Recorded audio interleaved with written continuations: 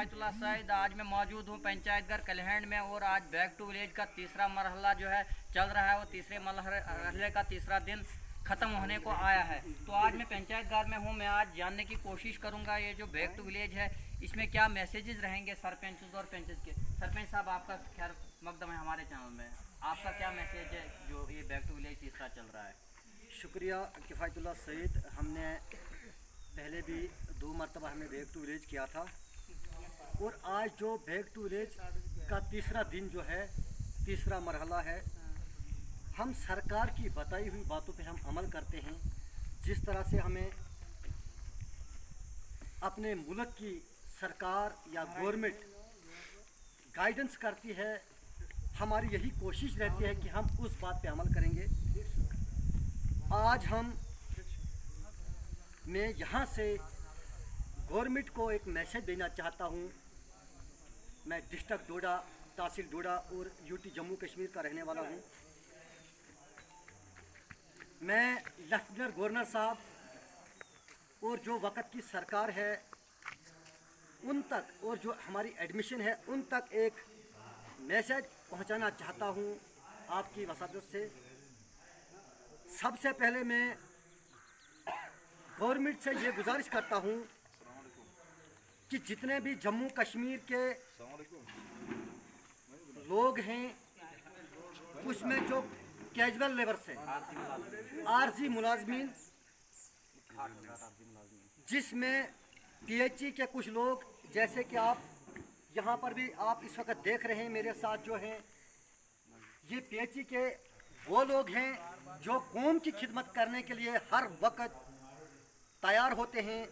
जिस तरह से हमारे हिंदुस्तान में सेना काम करती है उसी तरह से ये पीएचई वाले मुलाजमीन कौम की सेवा करते हैं। और मैं हिंदुस्तान के उन सियासतदानों से ये गुजारिश करता हूँ कि जो भी हमारे यूटी जम्मू कश्मीर में आरजी मुलाजमीन हैं, चाहे वो पीएचई के हैं, चाहे वो ब्लॉक के हैं, चाहे वो R&B के हैं, चाहे वो बिजली डिपार्टमेंट के हैं, चाहे वो फास्ट डिपार्टमेंट के हैं, चाहे वो एजुकेशन के हैं, किसी भी डिपार्टमेंट के जो भी आरजी मुलाजमीन हैं ये काफ़ी परेशान हैं।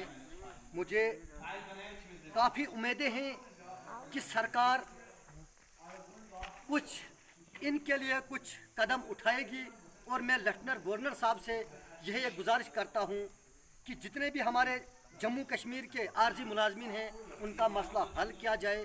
और मैं ख़ासकर मोदी साहब से, लेफ्टिनेंट गवर्नर साहब से यह गुजारिश करता हूँ कि इस वक्त जो यूटी जम्मू कश्मीर में जो गरीब लोग हैं ये काफ़ी परेशान हैं। मैं आल जम्मू कश्मीर की बात करता हूँ। मैं समझता हूँ कि जब मुल्क हिंदुस्तान पूरी दुनिया में एक बहुत बड़ा मुल्क है, इस मुल्क को काफ़ी ममालिक सिलोट मारते हैं और हम इस हिंदुस्तान के बाशिंदे हैं, हमें नाज है कि हम हिंदुस्तान के रहने वाले हैं। लेकिन यहाँ का गरीब फिर पीसा जा रहा है और हमें काफ़ी खुशी थी कि जब से ये इस सरकार ने मुल्क हिंदुस्तान में कदम रखा है, हमें काफ़ी खुशी थी। अभी भी हमें इस सरकार के ऊपर कुछ उम्मीदें हैं कि यह सरकार कुछ गरीब जनता के लिए कुछ कर पाएगी। जब हिंदुस्तान का गरीब, जब हिंदुस्तान का आम मजदूर, जब हिंदुस्तान का एक आरजी मुलाजिम खुश रहेगा तो मैं समझता हूँ हिंदुस्तान भी आगे बढ़ सकता है। और उसके बाद मैं पूरे मुल्क के उन सियासतदानों को एक मैसेज देना चाहता हूँ कि यहाँ की जो महिलाएं हैं, जो औरतें हैं, जो लड़कियाँ हैं, वो हिफाजत से रहनी चाहिए, क्योंकि ये पूरे मुल्क, पूरे सियासतदानों, पूरे गवर्नमेंट की जिम्मेदारी होती है कि जब हमारी माएँ और बहनें ठीक ढंग से इस मुल्क हिंदुस्तान में रहेंगी तो तभी जाके ये हमारा हिंदुस्तान जो है ये आगे बढ़ सकता है। मैं आपके चैनल की वसादत से मैं आपको एक और पूरे पेंच जो हमारे इस वक्त हमारे यहाँ पे जो हमारे पेंच साहिबान हैं, इनकी भी यही गुजारिश है कि जो भी आरजी मुलाजमीन हैं, चाहे वो ब्लॉक के हैं, चाहे वो पीएचई के हैं, चाहे वो बिजली डिपार्टमेंट के हैं, चाहे वो R&B के, चाहे किसी भी डिपार्टमेंट के हैं। मैं लेफ्टिनेंट गवर्नर साहब और इस वक्त जो हिंदुस्तान में हमारी सरकार चल रही है, उनको एक मैसेज देना चाहता हूं कि इनका मसला जल्द से जल्द हल किया जाए। सरपंच साहब, मैं एक एक्स्ट्रा सवाल यहाँ पर लेना चाहता हूँ। आज आपको पता होगा कि जैसे कि आसिफा कांड हुआ था कुछ साल पहले, वैसे ही आज हमारी एक बहन के साथ फिर से वही मसला हुआ है, तो उसको फिर जिंदा जला दिया गया है हमारे इस हिंदुस्तान में। तो आपने जो ये वुमेन की इज्जत के ऊपर बात की, तो उसके बारे में आप क्या कहेंगे? क्योंकि इस वक्त पूरे जम्मू कश्मीर में और पूरे हिंदुस्तान में एक आग लगी है इस मसले से। मैं कहता हूं कि सबसे पहले इस वक्त जो नारा है हमारा, बेटी पढ़ाओ और बेटी बचाओ, मुझे काफ़ी उम्मीदें हैं कि इस सरकार के ऊपर मोदी साहब, मुझे पूरा भरोसा है कि मोदी साहब इस बात पर एक्शन लेंगे। जो यूपी में हुआ है, चाहे वो आसपा का मसला था या यूपी में जो इस वक्त मसला हुआ है, और मैं एक सरपंच होने के नाते मुझे पूरा भरोसा है इस सरकार के ऊपर कि ज़रूर इस बात पर सरकार एक्शन लेगी और इस तरह की हरकतें हमारे मुल्क में नहीं होनी चाहिए। इस तरह से मुल्क की बदनामी होती है। और उसके बाद मैं मोदी साहब से ये गुजारिश करता हूँ कि इस वक्त मरकज़ में मोदी साहब बैठे हैं, दिल्ली में मोदी साहब बैठे हैं, और जम्मू कश्मीर यूटी में एक पंचायत में एक सरपंच बैठा है।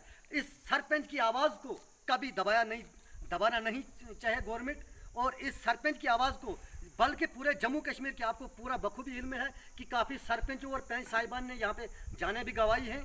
और हम खोल के बात करते हैं कि जम्मू कश्मीर में, खासकर जम्मू कश्मीर के ऊपर इस वक्त गवर्नमेंट पूरी नज़र रखनी चाहिए, यहाँ की जनता के ऊपर, चाहे वो कश्मीर के हो, चाहे वो जम्मू के हो, चाहे वो पुलिस राज्यों के, खासकर इस हमारे जम्मू कश्मीर की रखवाली करनी चाहिए गवर्नमेंट सरकार। और यहाँ की जनता जो है वो काफ़ी खुश होनी चाहिए, तब जाके ये मुल्क आगे बढ़ सकता है। एक मज़ीद सवाल है, एक डिस्ट्रिक्ट एडमिनिस्ट्रेशन की तरफ से एक किट पंचायतों को जारी की गई, जबकि तमाम चेयरमैनों सरपंचों ने उसको बाईकाट कर दिया है, तो उसके बारे में कुछ?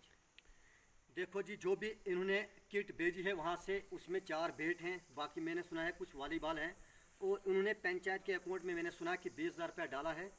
गवर्नमेंट को चाहे, अगर इस वक्त गवर्नमेंट ने सरपंचों को पावर्स दिए हैं, लेकिन ज़बानी पावर्स दिए हैं, मैं समझता हूँ कि मतलब आपको यही कहता रहा हूँ कि इस सरकार पे हमें भरोसा है कि जिस तरह से अगर उनको चाहे कि सरपंचों को पूरी पावर मिलनी चाहिए, पंचों को पूरी पावर मिलनी चाहिए, और जो भी पैसा पंचायत के अकाउंट में आना चाहे वो पंचायत में ही लगना चाहिए। और पंचायत टूरिज्म जो हो, चाहे पंच साहिबान हो उसमें या सरपंच हो उसमें, वही उसका मतलब इस्तेमाल करना चाहिए। इस तरह की हरकतें नहीं होनी चाहिए।